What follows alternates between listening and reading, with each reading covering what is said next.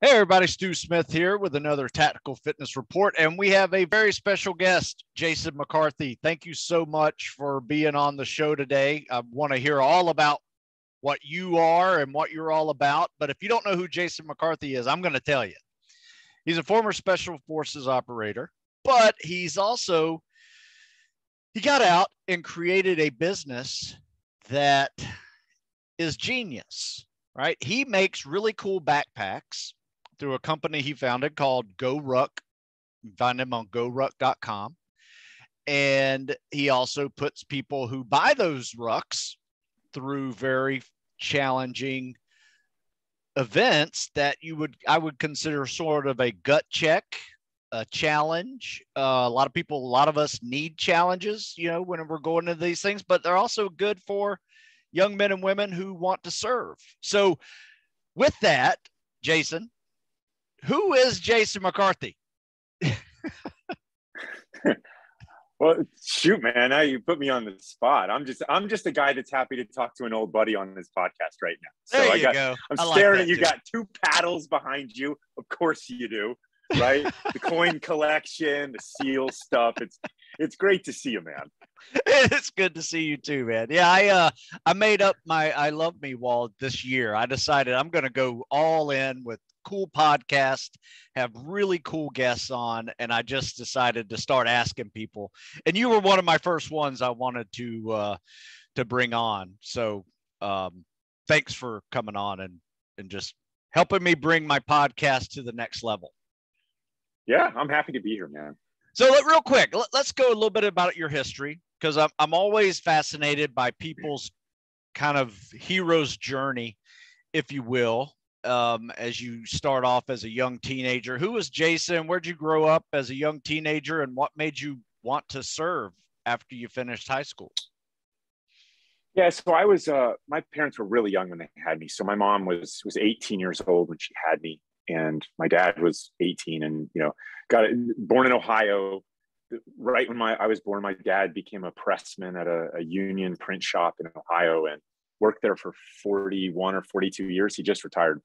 Wow. And same shop, like started out at the bottom and went to the top of that food chain where he's running the multi-million-dollar print press and all that stuff. Nice. Right. My mom, they got divorced when I was too young to remember. And she got a tennis scholarship to go down to Gainesville. So go Gators. I was the unofficial mascot of the women's Florida Gators tennis team for 3 years down in Gainesville. Oh, man. I remember playing underneath the bleachers, and, they'd take turns taking me to this place called Wilbert's where you'd get these sort of snacks or whatever. I'd always get. Anyway, I grew up kind of, and then we moved around a lot. My mom got remarried, moved to Texas, and moved to Tennessee and back to Texas. And then eventually settled in Florida for high school. And, what part? I went to high school in Florida. What part of Florida?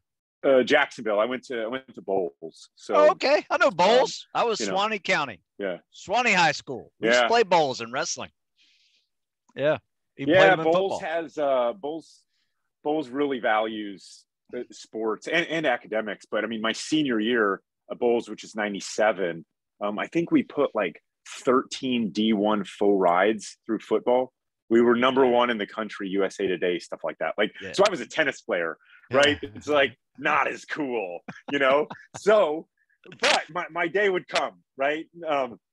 So I went to college in Atlanta, and then, I still just kind of didn't know what I wanted to do with my life. And back then it was sort of, hey, you go into business and, make money and be part of the economy and be successful. And all that's great, right? But sometimes life, the timing stuff finds you, and you can do the math, right? I graduated in 2001 May, and I still was just not. I mean, I took a backpacking trip and I did that kind of stuff because I was just. It's a really difficult time, and I think it's worth reminding people, which is one of the reasons why I'm so supportive of your mentorship of the next generation, is because it's a really difficult time when you're supposed to have so much figured out because you're a quote adult. But you don't, and you need to still get out there and fail and explore and succeed and have fun in all of that. And you need to remove some of the pressure, because it's not just the journey or the destination, it's the company that you keep. And so for me, it was, trying to figure out what to do. And then 9/11 happened, and I watched those towers fall on CNN that morning. And, like the rest of our country, I just got goosebumps thinking about it, which is a pretty standard thing with me. But, just like the rest of our country, it was a big wake up call. And so, my grandfather had served. He was an artillery officer in Korea. My uncle had been a helicopter pilot for the Navy. He was a academy grad, but it wasn't there wasn't the kind of, hey, you should go do this, because that's just not how my grandfather never talked about his service, and my uncle did, but I just didn't see him that much. So it wasn't part of my life. They say service is a family business, and I see why that is, because you need exposure to it. You need someone to champion that cause and those reasons. And so so I eventually enlisted. I tried to go through realized I just graduated from this 4-year college and done well and all that stuff. And there was a line a mile long in front of the recruiter stations for OCS and for all of that stuff. And then I read in Rolling Stone, I read the Generation Kill stuff, which was, about the invasion of Baghdad. And I was like, man, these wars are passing me by. And, I still was motivated by revenge. And I still, but deeper than that, which would endure, was this call to service, this call to serve my country.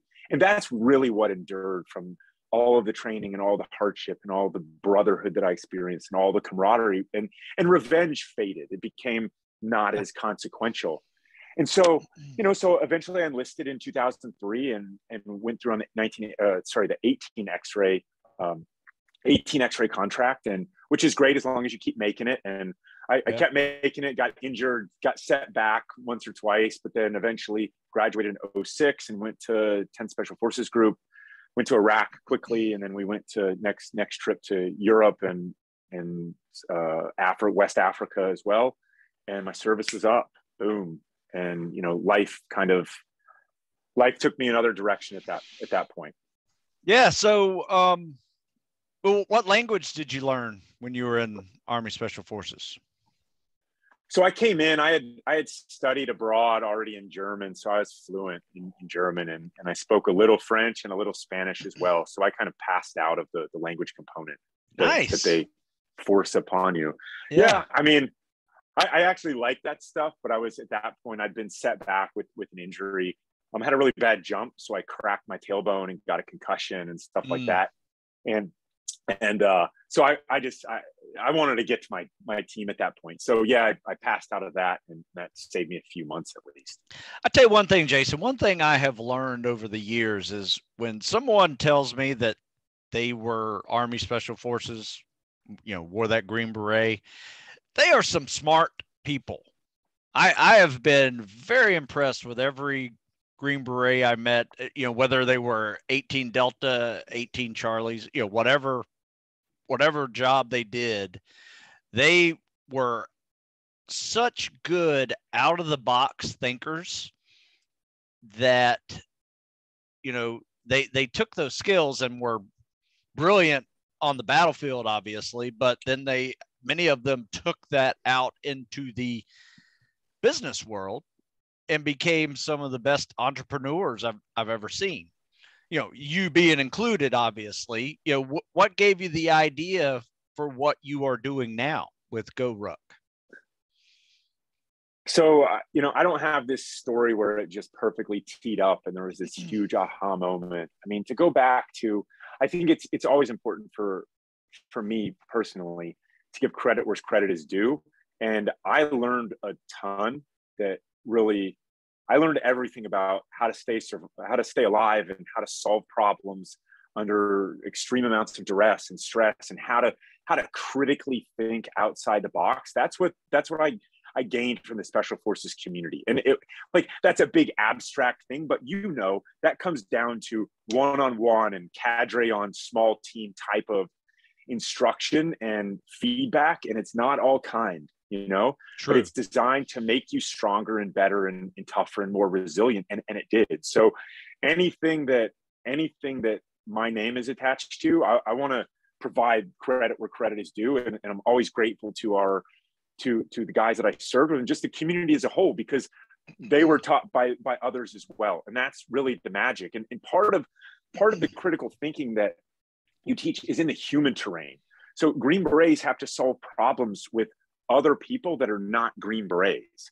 So you link up with partner forces in Iraq, Afghanistan, West Africa, whatever, and you're working with them.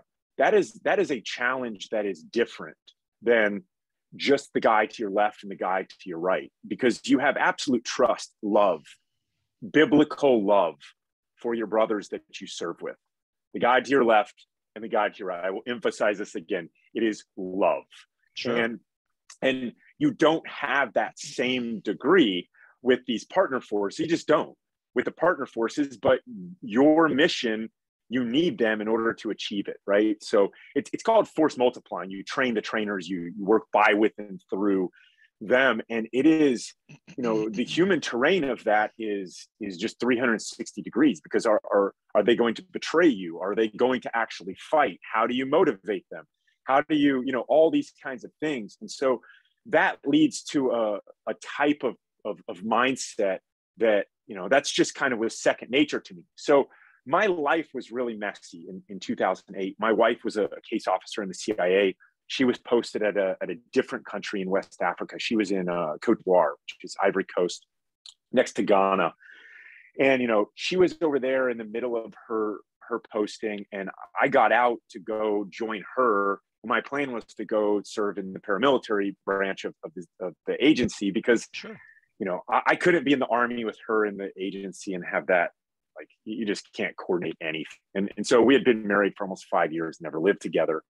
That becomes kind of a problem. Like long distance relationships from, war zone A to war zone B and not living together. It was just hard, but, we had kind of tried to skip to the end. And well, I guess before that, I was trying to look for something to do while I was there, because I was going to be there about a year. I made her a go bag, right? And in that go bag, I put some extra supplies, extra stuff, which is what we would do in Iraq. You put stuff in the gun truck that, extra bombs, radios, batteries, water, whatever, in case your vehicle's disabled, you have to fight, you need more ammo and stuff, right? Right. Life-saving equipment. And didn't load up the go bag with the same stuff, but put stuff that was applicable for her life in Ivory Coast, making sure that she had in her car, food and water for the dog who would be with her, or running shoes in case she was out at, diplomatic function and needed different, like they love a good coup in Africa. So you got to kind of prepare accordingly. And she was like, hey, you should do the GoRuck thing when you come down here. And so that planted the seed. And that was from her, Emily.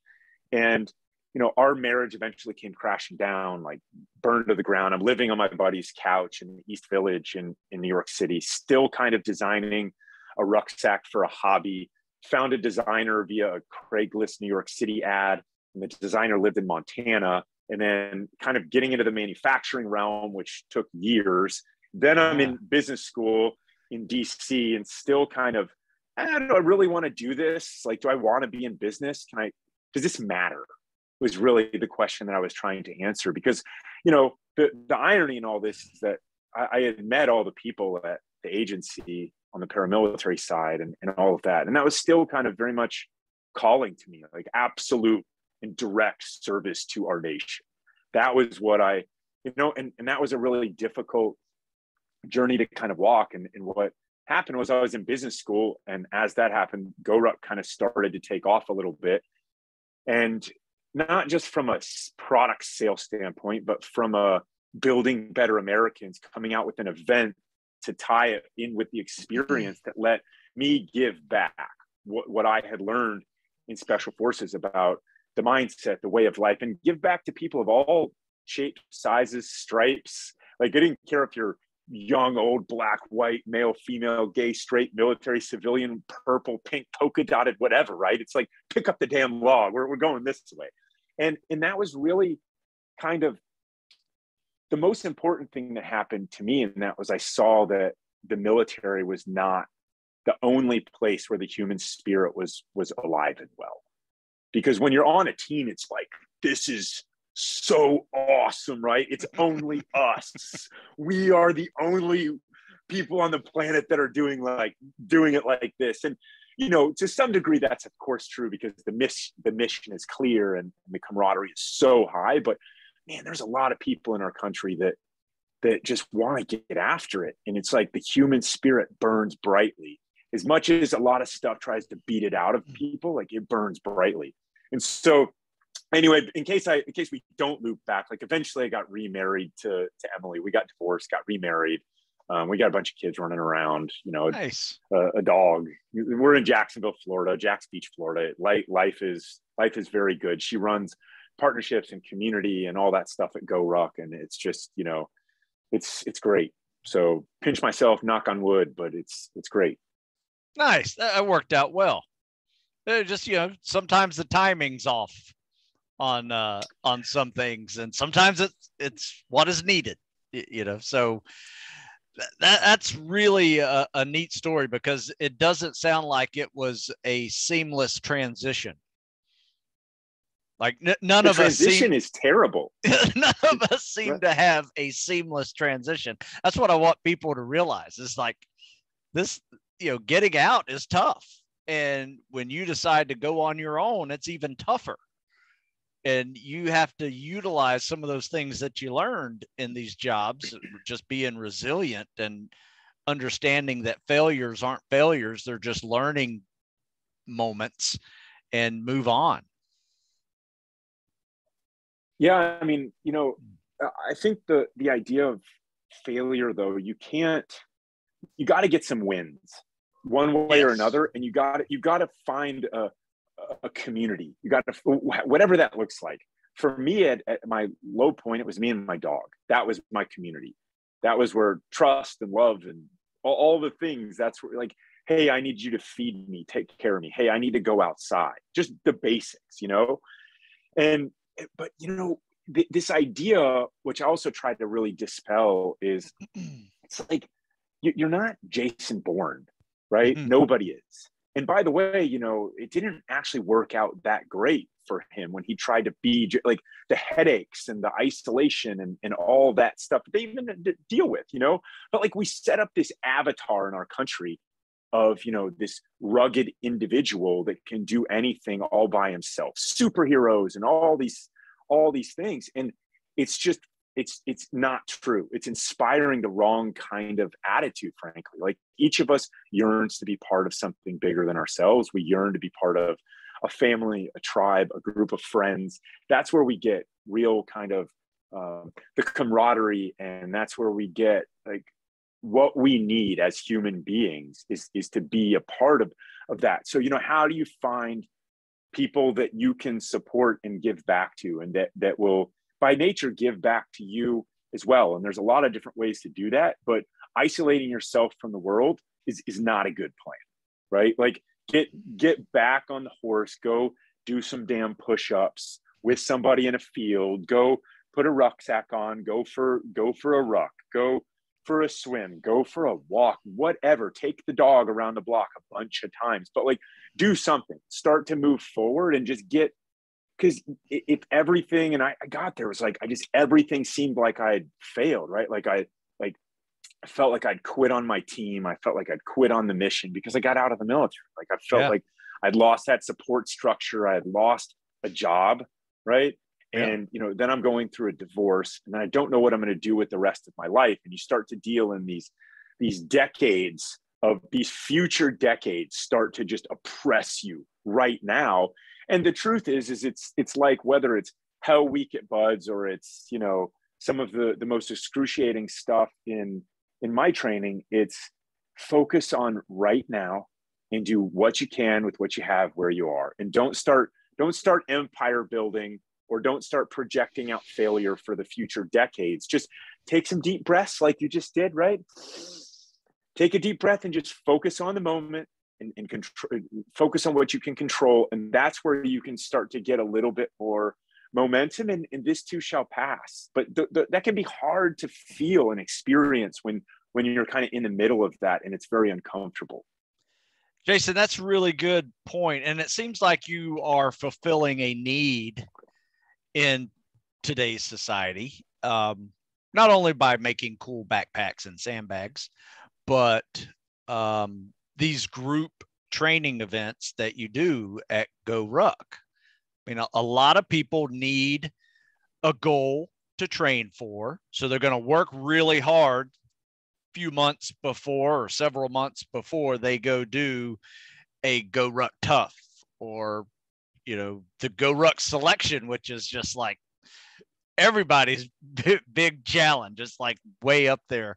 It's like next level. And you have these cool patches that go, and people treat these patches like money. I mean, they're gold to them. You give them a patch and they are just so happy with that accomplishment. But not just the accomplishment, it's the people that they are meeting that become each other's new social group, in that town that you put these things on, and you do it all over the world. So it's really meeting, I think, a great need for people to, one, meet like-minded people that like putting out, but also it's such a diverse group that people seeing unique things about people they've never met before. Like you were saying, it doesn't matter if you're red, blue, white, green, whatever side of the political spectrum, gay, straight, whatever. Everybody's on the same team for that day. Yeah, I mean, look, it's how do people meet people anymore? How do we define community? The word has been stolen and bastardized. When you start hearing about Facebook communities, that's not a community, that's a forum. And that's why people treat each other so terribly. Communities, they harken back to tribes. You would share food and you would share defense. And when you start to view your life like that, that's what you do with your family. I mean, if someone we've gotten to where we can afford so much privacy. We don't have to do anything for anybody else, and nobody has to do anything for us. And that's a problem. It's a problem where, offer something up to your neighbor, someone moves in, bake them a damn pie, man, something, right? But in the active fitness world, I mean, how do people find people without trolling on Facebook or Reddit or whatever the case may be? Like, you need to meet in the real world. That's where your people are. That's where you would derive real value. And so, yeah, we've got all different kinds of events and for all different kinds of type 2 fun, if you will. But ultimately, what I'm most proud of is the communities, the local led communities that have come about because of what we've done, the special forces and SEALs and all that have led our events. What happens is you bring those people together, and then those people want to stay in touch with each other. And so we have over 500 GoRuck clubs around the country and around the world. And those are community-led people that are saying, hey, let's meet at the park. Hey, let's meet wherever. Let's go for a ruck. Let's do some push-ups in the field. Let's go to dinner in the real world and talk to each other, So when you start to look at health, to me, it's physical health, mental health, which includes spiritual, and it's social health. And social health is being just obliterated right now. The pandemic was terrible for it, and all the metrics of health have gotten worse, statistically worse. Everything is worse, from obesity to childhood obesity, to hypertension, to loneliness, to depression, to suicide, to isolation, to all of these things. They're all worse. Every single barometer of success is worse. And a part of it is our DNA as people is that we need to be social. And Peloton is not social. Sorry, it's not. Staring at a screen while someone in spandex, kind of tells you to jump a little higher and pedal a little faster, that is heart healthy. And I think that's very important. But it's important to call out that there is no social health in that whatsoever.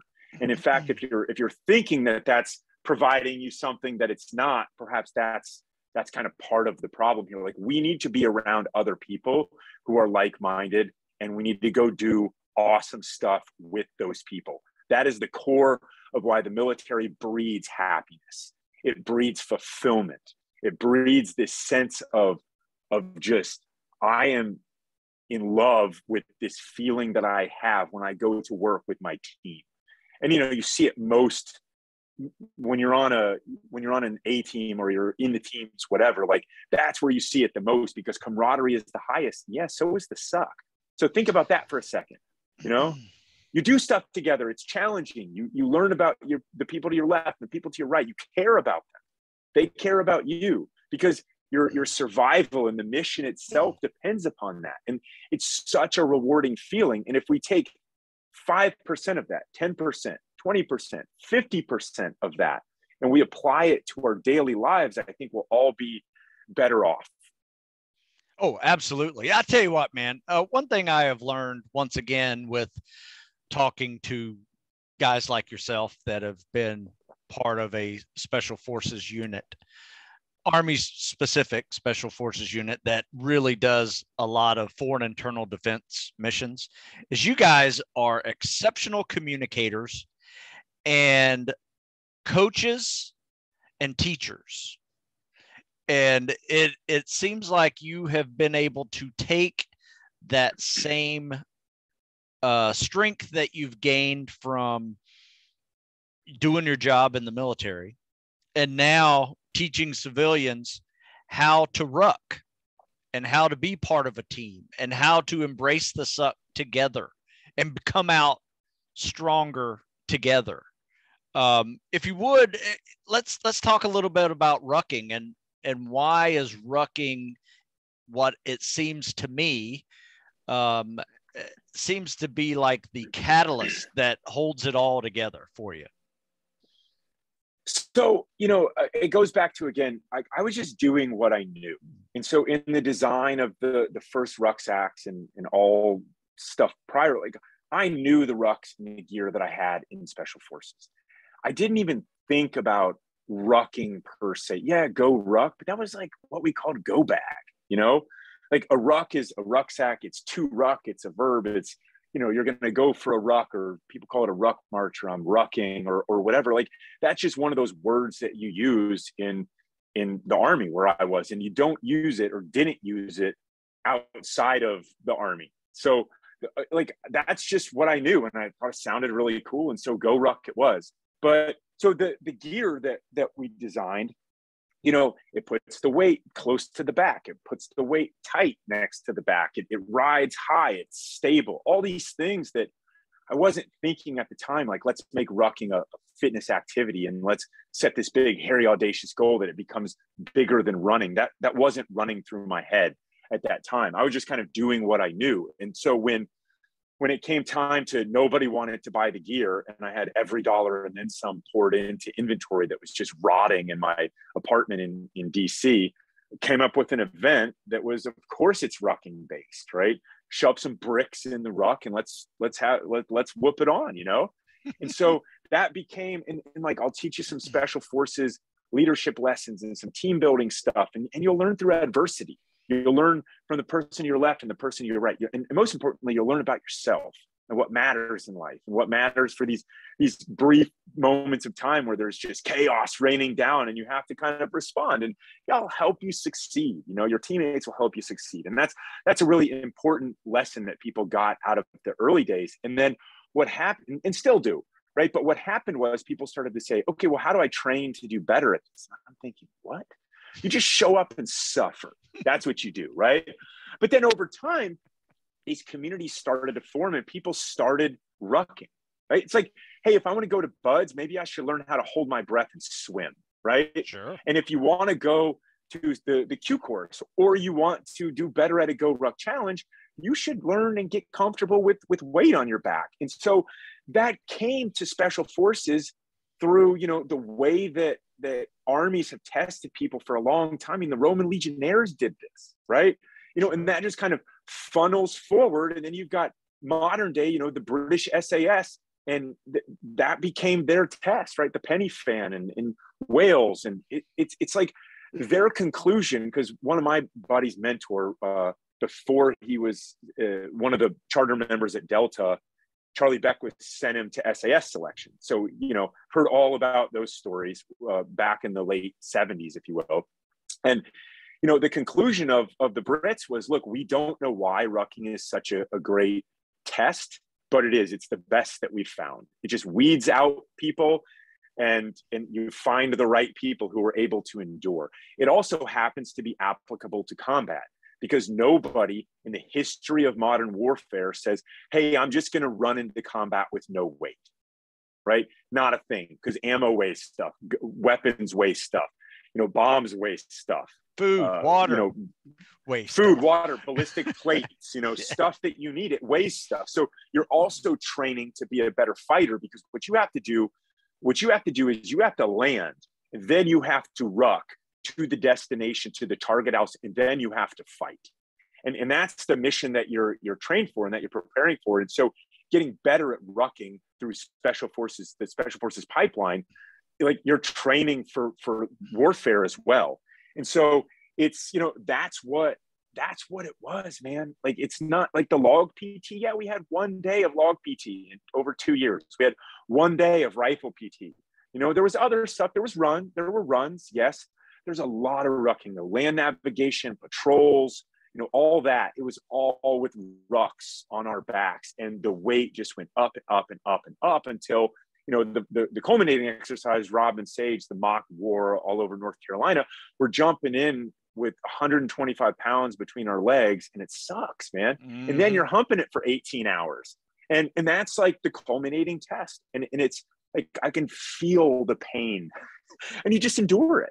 And that's too much. I don't recommend that. So when you take this concept of rucking, I did not invent anything here, right? This has been going on since hunter-gatherers figured out that they could hunt with hands, right, and still carry their kill back to the camp, and all that type of stuff. And so, and then the military, to create more effective and efficient fighting forces, you put stuff on your back so that you can move distances, like transportation, right? And so you're rucking, and we're just really refining that, how to be a better warrior in the special operations units. And that's where I came from. And so if you take all of those lessons learned that we learn at very, very, very extremes, right, in our training and in the application of that, and then we take those back and we say, hey, it's not 125 pounds, it's 25 or 35.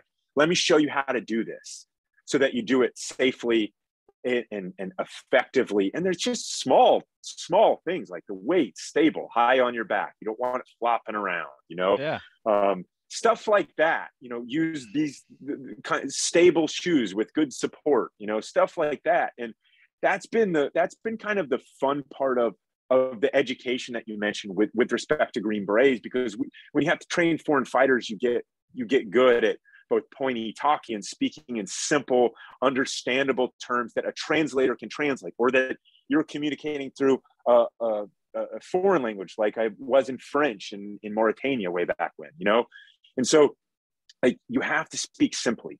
That's there's so much kind of benefit that people derive in their own brains from making things complex, and that's just not as effective. So the more simple that we can be, the better. Yeah, that's a good point, because when you're under load, whether it's a ruck or it's a group of people under the same log, simple communication is the most effective, right? You don't even need whole sentences, right? You just need to let everybody know that you're speaking and they're all listening. That's it. Right. Yeah, man, nobody wants your dissertation on life right then. No. Stop talking. This is what we're doing. All right. So here's something that I've noticed. First of all, anybody that I train that comes across in our local training group and they want to go Army, whether it's Army Rangers or SF, anything with a backpack, I say, first of all, go do a GoRuck challenge. All right. We'll prepare you. We'll do some leg days. We'll top off our leg days with a ruck. We'll get you ready for PT and we'll do all that stuff. But you need to do a GoRuck before you get into the service. One, it's a great tool. It's going to develop them physically, mentally, put them through something that tests their will, but it's also going to test their ability to work together as a team, because a lot of people aren't good at that when they first start out. Maybe they were individual sport.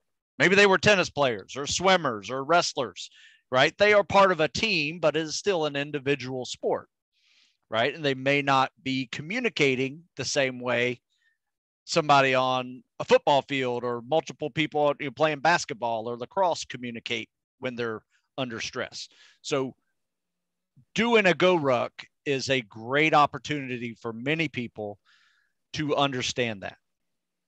That's the first thing. The second thing is my fascination is with so many people who are now GoRuckers, right? That are just your average person, maybe an accountant in the middle of the city, but he puts on or she puts on a ruck 2-3 times a week and gets after it, right? And my theory on that is, one, they wanted something harder than walking, but maybe they didn't like running so much, right? And so they said, hey, let's do rucking because it requires cardio activity, but it also requires some strength that walking and running by itself do not.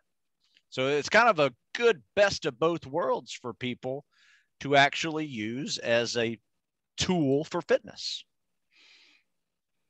Well, yeah, I mean, the comparisons, you can keep going forward. I mean, look, rucking, you actually, as we walk throughout our days, right, you're using that same movement when you ruck as you do when you walk, as opposed to running, which is it's a different gait. So your body, it's why you're going to get, your Achilles is going to hurt. Certain things are going to really hurt when you first start. And also, I mean, there's all sorts of studies out there in this, but they did one about 3rd Special Forces Group. The number one cause of injuries is running, right? I mean, it's stuff from, and here's a little bit of the reason why.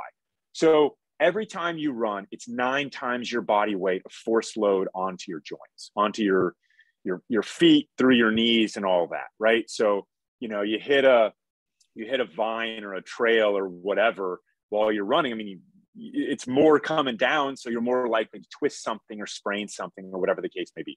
With walking or rucking, it's 2.7. So you're at a third the force load of running that you'll get from rucking. Yes, it depends upon the weight a little bit, but it's fractional because it's determined by your gait.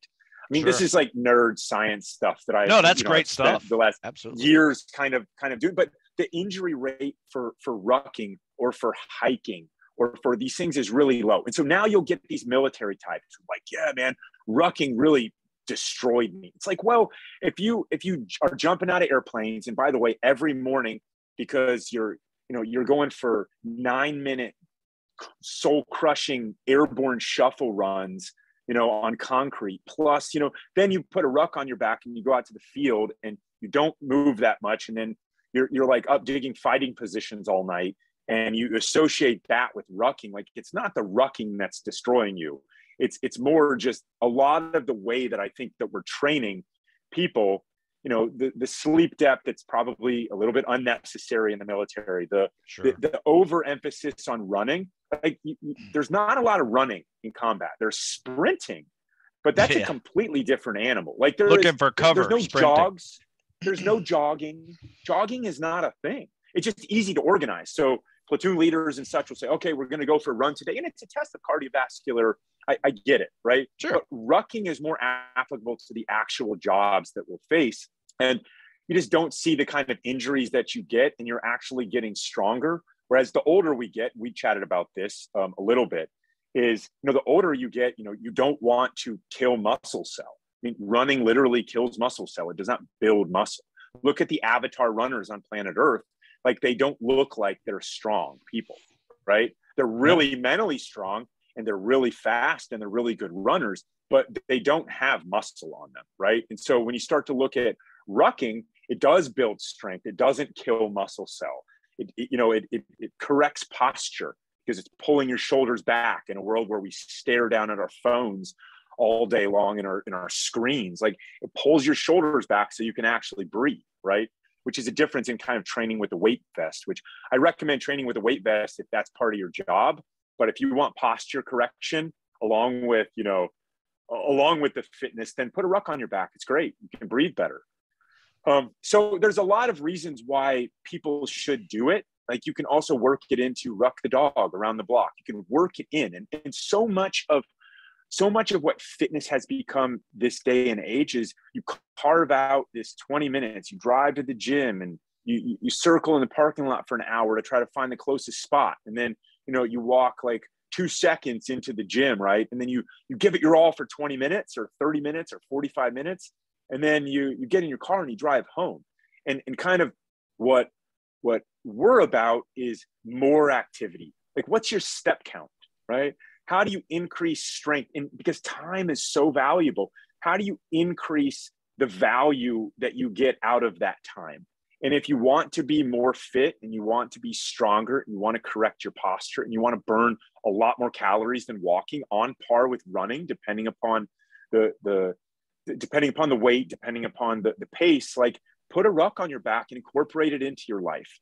And if you're training for something like special forces, you better wear that thing all the time, or ranger school or whatever. Like, you want to go mow the yard, it's called mow ruck, man. Oh yeah. Like, you want to go to the store. Like, it gets to the point where I was in the Q course and I felt naked without my ruck on. I had it so much, like this 45-pound tick on my back, right? And then it was an 80-pound tick, and it's like, it just that is the way.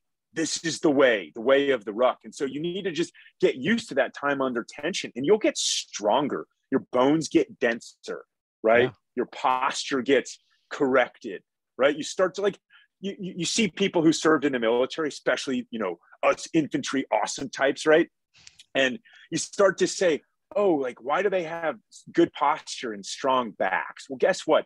It's not because there's a back machine that is only in the military installations, right? We're outside a lot with rucks on our backs moving forward. And that makes you want to walk around like that and be like that. And that's a good way to kind of gain confidence and to exude it, not in an arrogant way, but just in a confident way.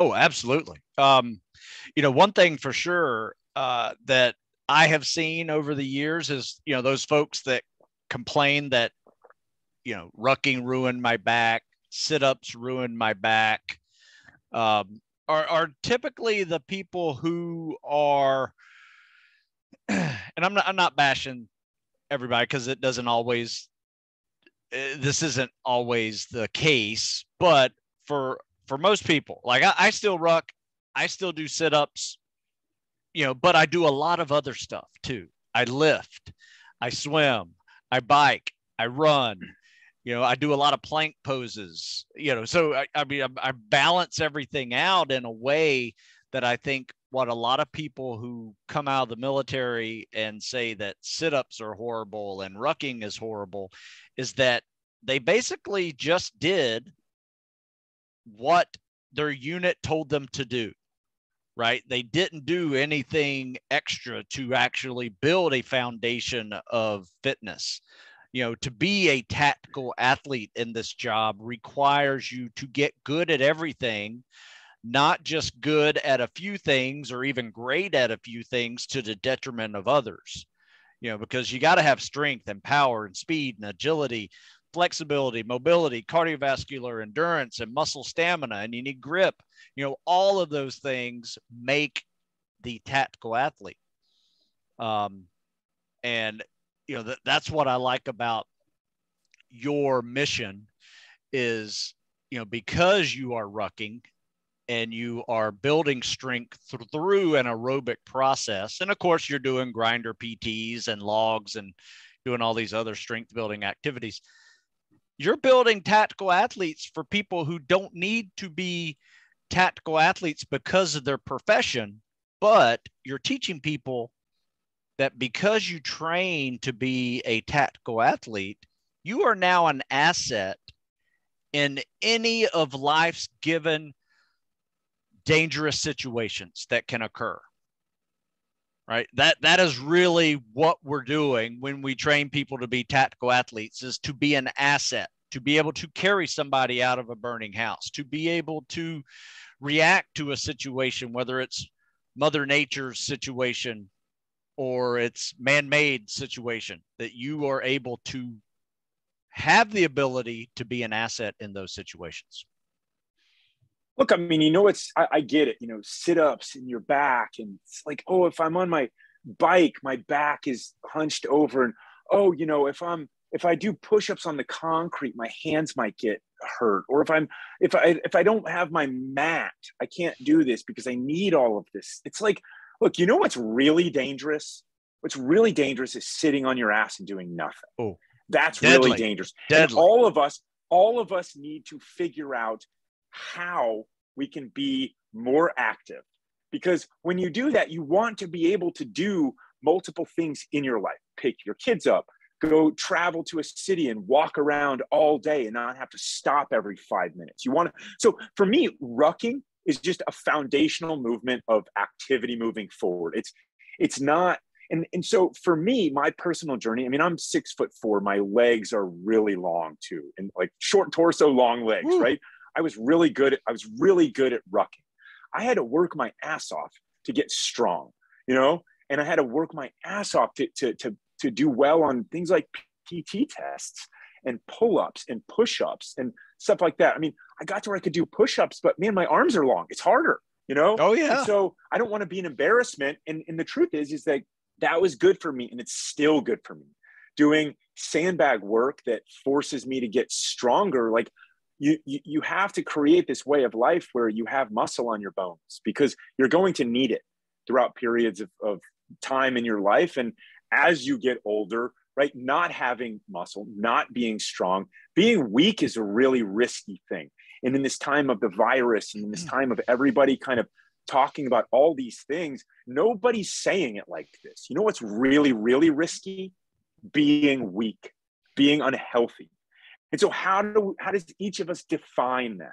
And I think that, being a tactical athlete or being a well-rounded athlete, being able to do stuff, like do what you love that moves you forward. I love to throw a ruck on my back and go climb a mountain, or ruck on the beach to work, or ruck the dog at night, or whatever, right? I really just enjoy that. I'm outside breathing fresh air, and it really calms the fractured glass in my head. It really calms it, right? I've also had to build out a routine of doing sandbag work in my driveway with my buddies. We do it on the weekends. It's more fun with other people. I don't really enjoy going indoors to the gym anymore. I'd rather use the time that I have to be outside with my friends, because I get a lot more out of that. Occasionally, I end up doing stuff by myself, but it's too much of a well for me to keep going to. It's not fun. And in this world where everyone's selling how easy something's going to be, like, 30 minutes on your Peloton a day, it's not going to work, man. Right? What will work is the consistency of having the accountability of your people around you, the people that hold you accountable and you hold them accountable. And then it can be hard, it can suck, it can be whatever, but define the health that you want out of life. Physical health, social health, mental health, it all comes various ways. But if you can't, if you're just going to sit on your couch and complain that sit-ups are bad for your back, like, do something else then. Okay. Right. Do something else. Absolutely. Maybe they are bad for your back, and you need to do some bird dogs, right? And strengthen your lower back. And then, you can offset that. Or maybe flutter kicks are better for you. Like put your hands underneath your butt while you do it, to kind of, don't put the rucksack above your chest when you're first getting started. But like, I hate flutter kicks. I hate sit-ups. I hate all those stuff. I do them from time to time because I don't always pick the workouts that we do, right? But I do them because I know that it's kind of something that you need core strength. And so it's enough of a weakness for me. I'm like, okay, I can't just do nothing here. And, we all have to walk that journey. I believe in personal responsibility and personal accountability. And I also love being accountable to my friends and to other people that are whooping it on and doing their stuff too. So it's a fun journey. Let's move forward and keep it a real journey. Well, we're about to move forward, and we're going to talk about what you're doing now in this upcoming event that you are creating. But real quick, you mentioned something about the world's most dangerous jobs, and I always think about those TV shows that have these dangerous jobs on there. Wouldn't it be funny if they showed the world's most dangerous jobs being, some dude sitting in a cubicle for 12 hours a day, and because those are dangerous jobs. Yeah, you know what they're dangerous to? They're dangerous to your health, your all forms of health. They're dangerous to just like the way that you live your life. And so I'm not here to bash people that have to work in a cubicle. People like we need, because I spend a lot of time in front of a computer, man. I do. Oh, me too. Right. And so it's kind of like, but we need to wake up and be aware that the only value that we're going to derive out of life does not come from pounding keyboards and, earning a paycheck. And there's lots of ways to lead a life. And we need to balance out the physical, the mental, the social, all of those, and get those needs from where we need to get them from. And that's on each of us to walk this one and only life that we have and make it count. Oh, absolutely. I could sit here in this desk because this is my computer desk. This is my wall behind me. This is where I do all my work. I could be here for 8-10 hours a day if I chose to. Right. And, I get something on my mind. I'm typing it up, and I'm a writer. I'm going to sit and write. But at the same time, like you said, you got to balance it out, whether it's, front side, back side of your body, left, right side of your body, sitting down, standing up, a polar opposite movements are going to be what saves us. All right. So let's talk about this fitness festival you're doing. What exactly is it? Let's talk about when it is. When can people find out about it? And let's go there and chat it up. So Sandlot Jacks, the fitness festival, it is in Jacksonville, Florida, April 22nd to April 24th. It's outside, downtown on the river. We've got 14 acres, big green field, and some other stuff. We've got a speaker's studio for thought leaders that are giving all kinds of talks, yourself included.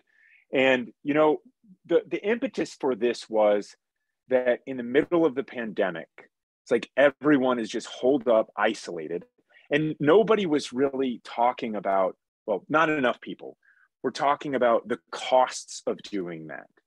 There is an opportunity cost to staying on Zoom all day long, to staying in front of screens, to kind of like, look, life has risk. And at some point, there's vaccines out there. There's multiple ways that you can protect yourself against the virus, especially if you are vulnerable. I'm not here to preach about the risks that someone should or should not take. What I'm presenting, though, is a way of life where there's real costs to not coming together in the real world. And so what we wanted to do was to throw a big, giant outdoor fitness festival in Florida, the capital of freedom in the universe right now, right? And say, hey, come join us. And so the first call that I made was to my buddy at Savage Race. So they've, put hundreds of thousands of people through their obstacle courses in the last decade or so. And they're putting 17 urban obstacles on a 1/4-mile track right in this Sandlot center field, we're calling it, right? And then I called up my friends at Rogue Fitness, and I see you got their sweatshirt on. And they're just great people. Bill and Katie are fantastic people running a great business and a great brand out of Columbus, Ohio, my home state, an hour from where my dad still lives. And they've become friends for the last decade. I'm like, hey, will you guys bring some of your equipment, a rig? We'll have multiple lanes, and they're going to bring some of their Rogue record breaker challenges. They're bringing some judges to kind of officially certify some people who were there. So it's like, how much can you squat or deadlift? We haven't worked through all the specifics, but there's going to be a lot of those types of challenges. There's going to be trainer-led events that are there, right? So a lot of we invited all sorts of communities and brands and speakers, and a lot of those trainers are going to teach people things about mobility. If it's Kelly Starrett in the Ready State, or there's other, like if it's GoRuck's director of training, DS, going to teach people about proper sandbag training. And it's not just a beat it down, because you can get beat down lots of different ways. You can pick that path if you want to, but there's just a lot of people that are global thought leaders in fitness and training and health. And we're all kind of joining up in the real world. It's never really been done like this. It's a participation thing here. It's not just show up and spectate. Right, watching other people exercise is fun. I'm a Michael Jordan huge fan as a kid, and stuff like that. I went to games; it was awesome. This is more about the participation, and yet we've also invited a lot of global thought leaders to come and give their kind of 15-minute TED talk on on TED Style Talk, Fit Talk, if you will, on health and fitness. And we've got people from, special forces background, SEAL background. We've got cardiologists from Mayo. We've got the greatest female baseball player that's ever lived is coming. We've got, the grittiest skateboarder, Mike V is coming. So it's a motley crew of people that are coming. There's a special forces guy who also is in a band. You may have heard of him, called Nirvana, Soundgarden, way back when. He's coming, right? They're actually playing some live music as well, and he's going to talk. And there's just a lot of kind of people that in fitness, health, of all different stripes that we've met over the course of our lives. The CEO of Niantic, who created Pokemon Go, is coming to talk about the role of technology and the future of technology in health. And that's a $9 billion company now, by the way. And people have walked billions of miles with their technology games, right? Whether it's Wizards Unite, Harry Potter, or Pokemon Go is the big flagship. But that's gotten kids outside into the parks and all this stuff. I mean, what's the role of technology versus the metaverse and all that? Like, getting people to live more in their phones. Like, how about live in the real world and you happen to have technology? So it's just people that we've met over the years, and we've invited them all to come and to activate and to have fun.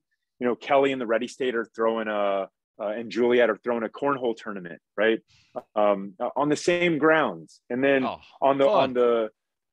for parts of it, there's also a competitive track that's the GoRuck games. It's very kind of 50 people, 50 males, 50 females, put a little cash prize behind it. And these specific windows, including Sunday afternoon, when it would otherwise be kind of everyone's tired from all the stuff all weekend, right?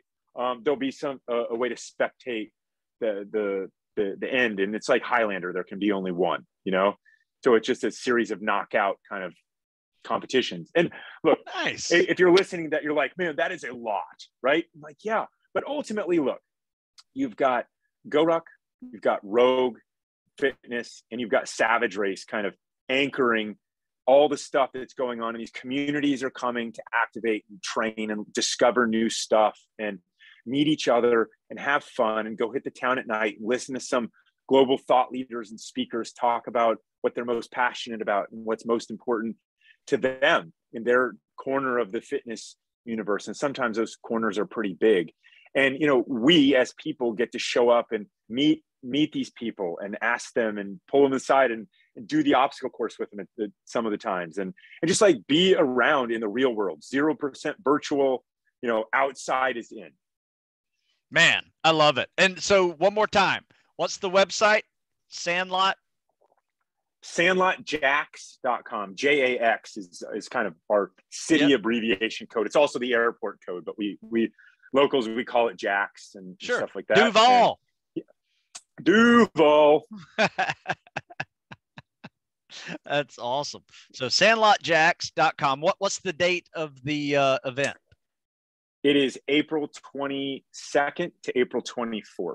So it's coming up in about 70 something days. Great. So reason why I just wanted to make sure everybody understood sandlotjacks.com. Check it out. April 22nd to the 24th there in Jacksonville, Florida. If you guys haven't figured it out, his website is GoRuck.com, where you sell all kinds of cool stuff. You make your own backpacks and sandbags. And then you can also find out where these events are. And they are literally all over the place. I mean, how many events do you have going on in a given weekend? Yeah, so the events website is goruckevents.com. Yep. So we, in the course of the big fat year 2020 to 2021, we still put on 1,000 events, cadre-led events. Nice. And that's around the country and the world. And they're all outside. And by the way, there was 0 documented cases of virus transmission at any of our events. So it's a solid data point at a minimum. Yeah. My buddy at Mayo Clinic was kind of fascinated by that. But we went outside too with all of our local workouts, like even in the winter. We were used to having a weight facility, but given the rules, we couldn't fit our large group into that size of a gym. So we said, screw it. We're just going outside. And we had so much fun going outside that this winter we could be indoors, but we decided not to. We're just outdoors. I brought propane heaters if it gets too cold, and we're killing it. It is so much fun, and we're tougher. Like today was 29 degrees and people were wearing short sleeves. They've just gotten so used to it now. I mean, it's man, ridiculous. what are you doing to your people, man? Like just getting animals, keeping them warm, huh? Keeping them warm. Oh yeah, we don't stop moving. That is the one thing we've learned when you're training in the cold is you don't stop moving. But yeah, no transmissions, that we know of in our group as well. Yeah. Well, we're also excited to have you down in I look Florida forward to it. I don't know what I'm going to do there, but I may just walk around and just be Mr. Social and just say hey to everybody. I think we'll get a little more out of you than that. Yeah. Yeah, I hear you. No, that's really cool, Jason. I really appreciate it. Great idea too, by the way, with everything you've done, from, finding a passion that is you and turning it into a business. I do realize this, when you take a passion and you turn it into a business, you somewhat lose your passion, or you never work. One or the other. That's I mean, there are parts of, I think it's dualistic. There are parts of my job and my life that are work with a capital W, right?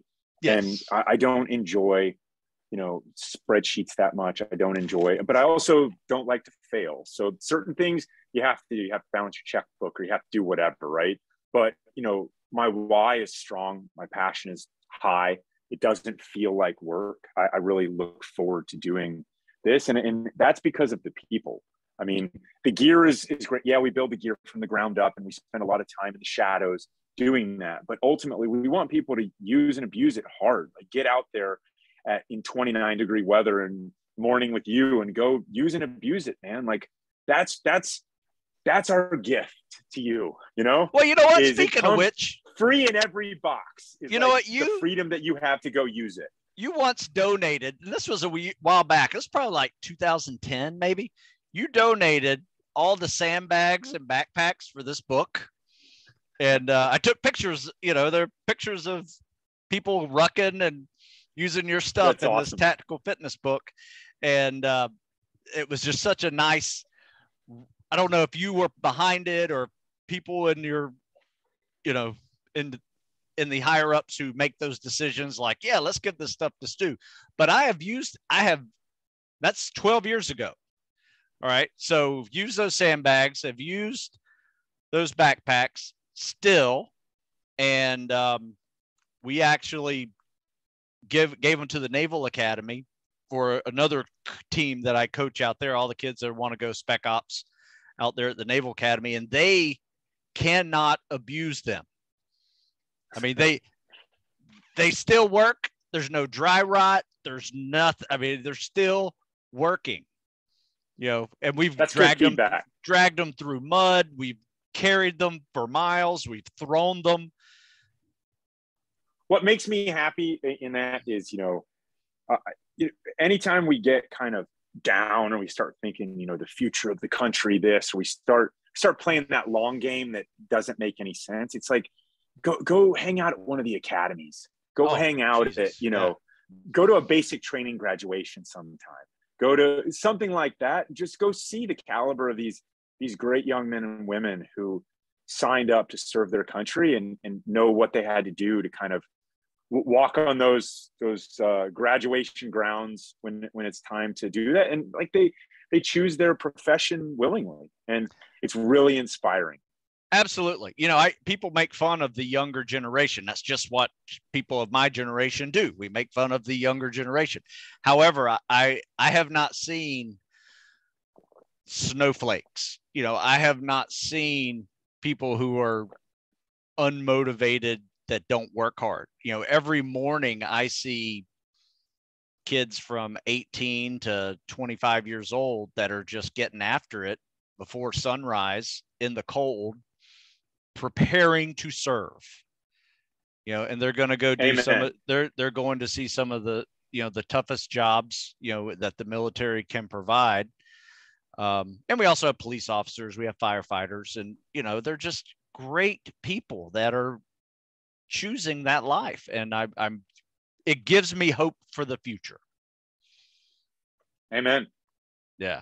So anyway, it seems like our worlds have intersected over the years, and it's been great to have you on here to see you again, because the last time I saw you was at the Nasty Nick, which was by far the best obstacle course race I've ever been.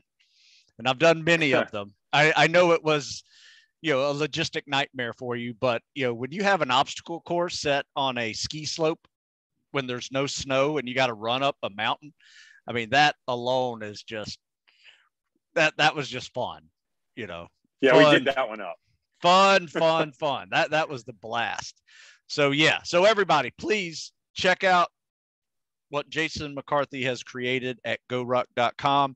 If you're interested in events, if you're thinking about serving, you definitely want to do one of those events, GoRuckEvents.com.